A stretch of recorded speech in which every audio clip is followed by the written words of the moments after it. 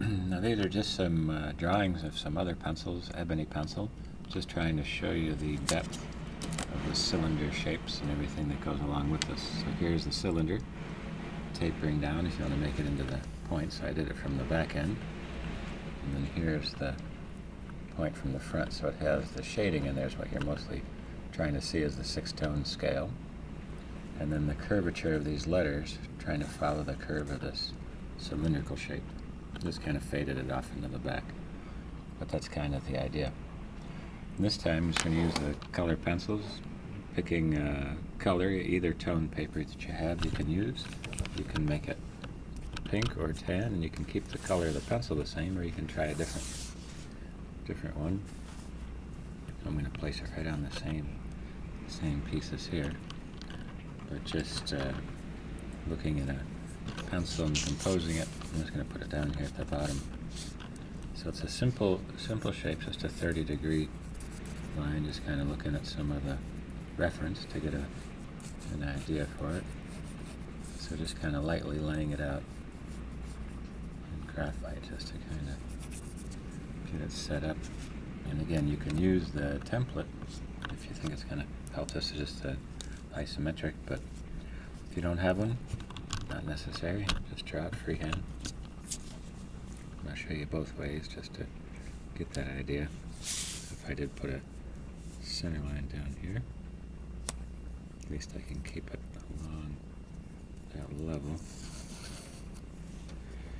Depending on how you sharpen your pencils, you either will or won't have a section, but just lining it up.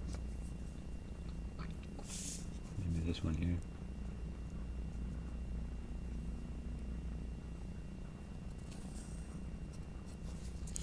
And I can just shoot this down here somewhere. It doesn't have to be super accurate, but that's the overall outlay of it. And then just a tangent line for there. And this one. And depending on how you have it sharpened down or what lettering that you see on there, it's just going to wrap around this section here. And that's something that you can actually add on instead of cutting it away. And the part that's cut out is an oblong elliptical shape, so I'll just place it in there. And just kind of freehand in that piece. So I'm going to choose to make this pencil green on the pink. And again, putting in the lettering, depending on what your pencils say, there's a bunch of different ones that come through here. So when you take a look at the lettering, this has this particular section with the logo of the eagle there. And the same with this pencil, you can see how it has the different stratus of the highlights. So the lighting that's in here just happens to be a rectangular shape cutting across that pencil. So when you set it down or tilt it up, you kind of get an idea of how it's highlighting and cutting across the letters. So they're all different. So it's just trying to give you a range to take a look at. So I'm just going to use something of a straight edge here to help me out. And just throw some color down. And here I can try to use the pink in some areas of it, of the paper. Maybe down here in the tone of this. Just concentrate on the shape. So for example, this cone shape has the roundness of it, little indentation. It's not a really sharp pencil, but this is radiating from the center. So since it's green, I'm just going to make it a solid green here. And again, this I can use other greens or just yellow and blue. Mixing that together. Different blues that you may have. This is a turquoise, so it's just trying to find a color that I can shade with. Find that edge. And then bring this back. So it has that highlight right there. with this. It's got the metallic look to it. So I'm just going to throw some yellow up in there to give a little bit of a highlight there. And literally any dark value that you can mix in here. And I'm looking at page number 2 in the reference. Just looking at the one eraser, and again you can see really a lot of texture when you take a photo. So this really blends it in.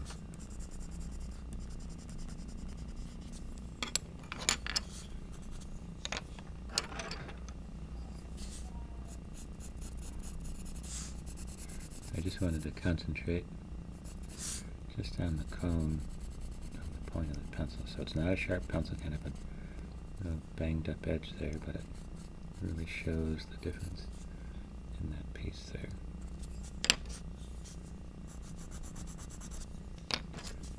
And again, a little bit of a hint of the outline, whether it's a solid outline or just a subtle edge.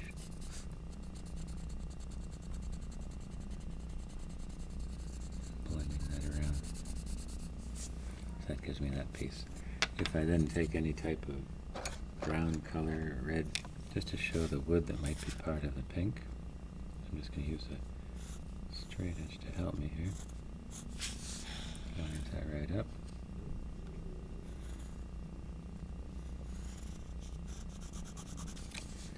And blend that piece right there.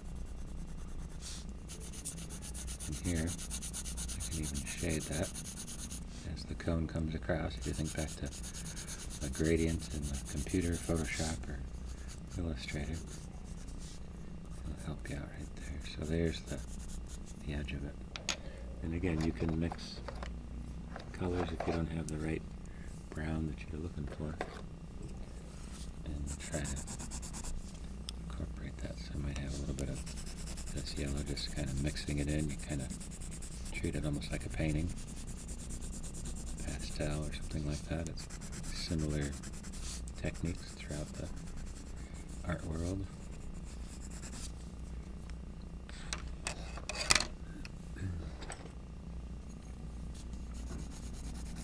So I'm just mixing that in. So I know I can blend that because I have some texture on this paper.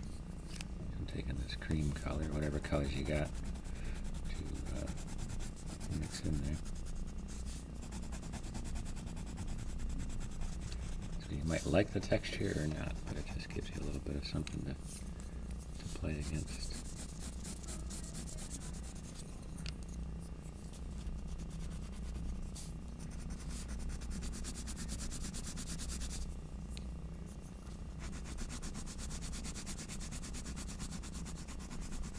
Here's a glazing over the top of that.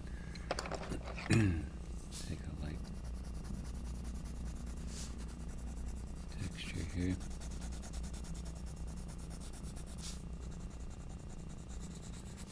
That builds that, so you're kind of getting, and this based on right here, I can just bring that right up there. Take a value, maybe I'm going to use some of the green in there just to see what happens. Remember, all three colors, primary colors mixed, are going to make a brown. Doesn't matter what you mix into there. Slight variations on either side.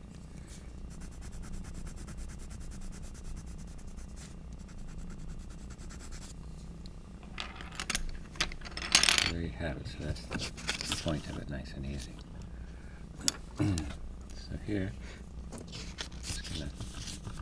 just a little bit bigger. This is made a cylinder. I made a shorter pencil but wider so you can see it. So you might want to do that, so that you can see what you're doing. It's relatively large, so here's the same green coming up across here.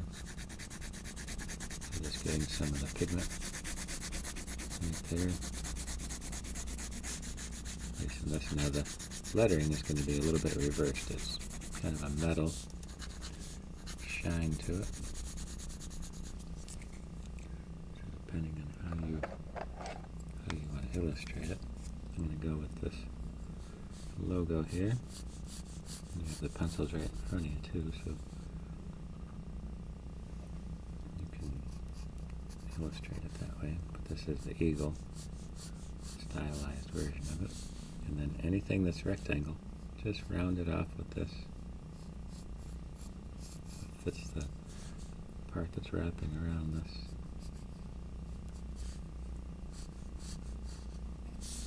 And gives that illusion.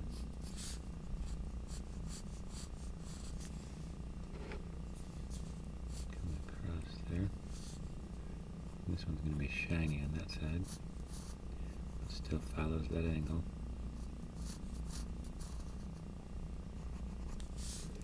Builds that piece up. And again, with a little bit of base line and height line, I'm just going to use some of the green to help me line that up there.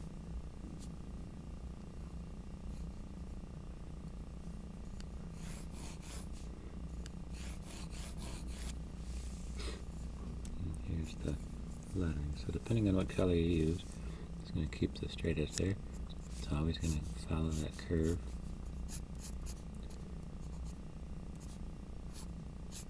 Even the A is going to have a little bit of a curve.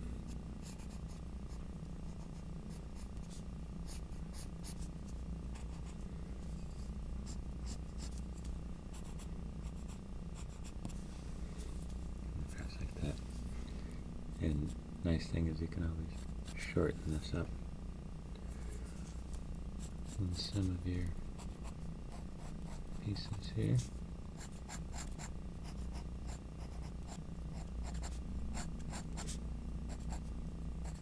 Should have this logo down by heart by now.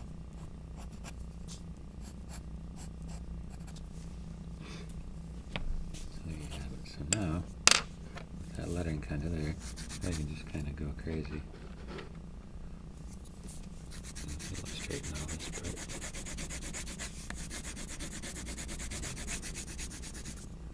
I can even just heavy up some of these lines.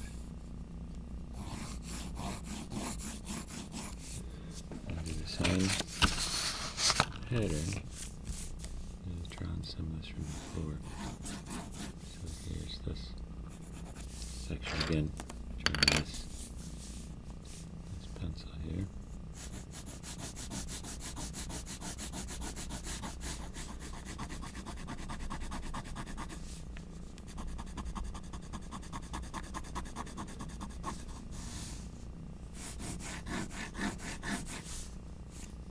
Oops.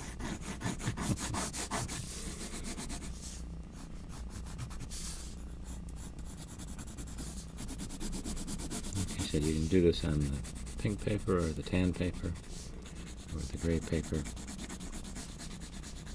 Just trying to give you a little bit of variety there.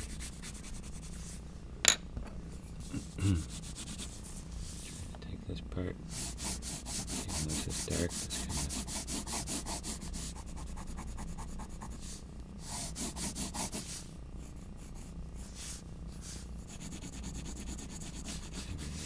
across.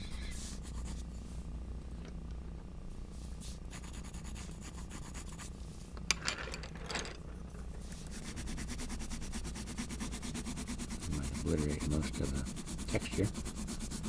That's right.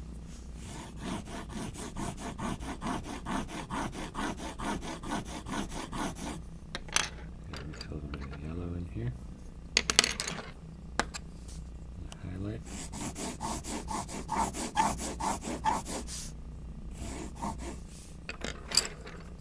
Let's put a little linear quality here. Another edge.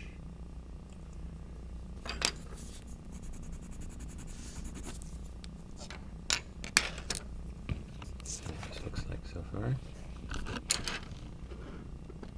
It's getting there. We'll come back and touch up the lettering here.